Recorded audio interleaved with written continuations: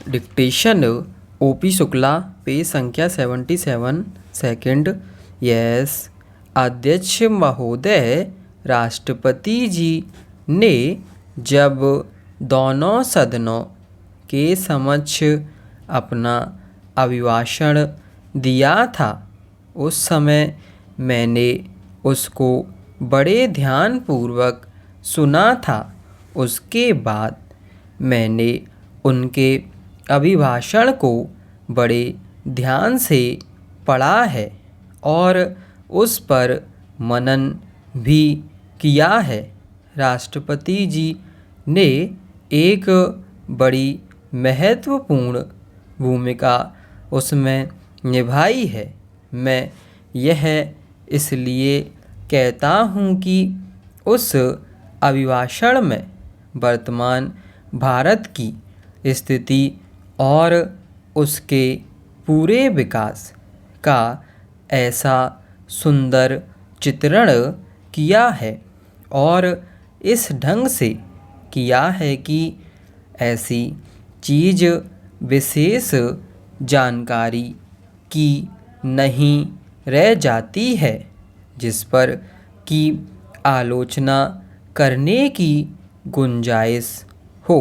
मैं यह जानता हूँ कि बहुत सी बातें विरोधी सदस्यों ने कही हैं जिनका वे इस सदन में विवरण देंगे और उन पर विवाद करेंगे, लेकिन एक बात उनको याद रखनी चाहिए और वह यह है कि जिस समय से हम गुजर रहे हैं वह एक निर्माण का समय है।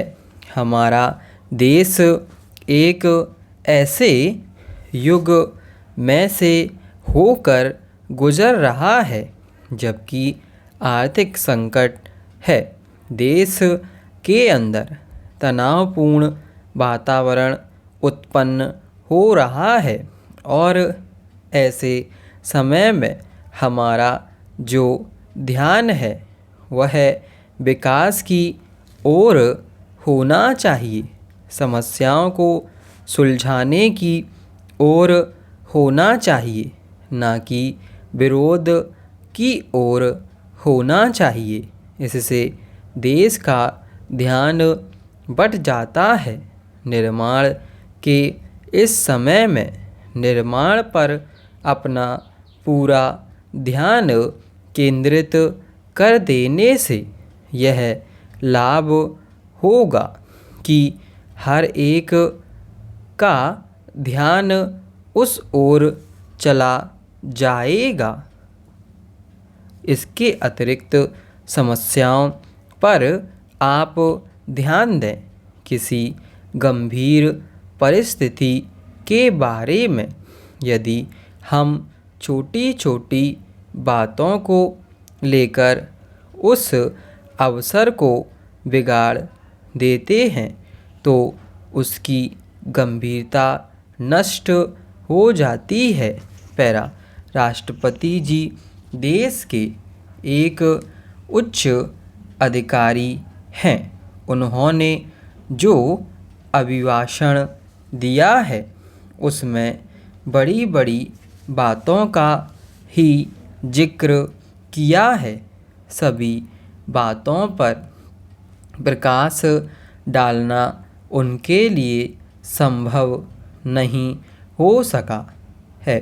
इसका एक कारण यह भी है कि बजट आदि प्रस्तुत होने वाले हैं और माननीय सदस्यों को बहुत से ऐसे अवसर मिलेंगे जिनको पाकर कि वे सब बातों पर अपना विरोध प्रकट कर सकें।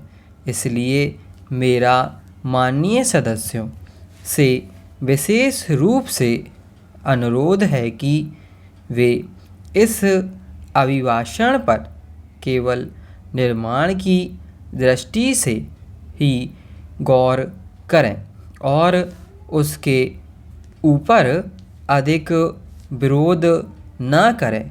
आशा है कि ऐसा करने से सबका हित हो सकता है। स्टॉप।